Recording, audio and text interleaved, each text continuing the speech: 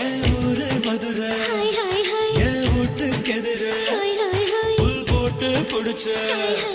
எம்போய் கால் குதிரை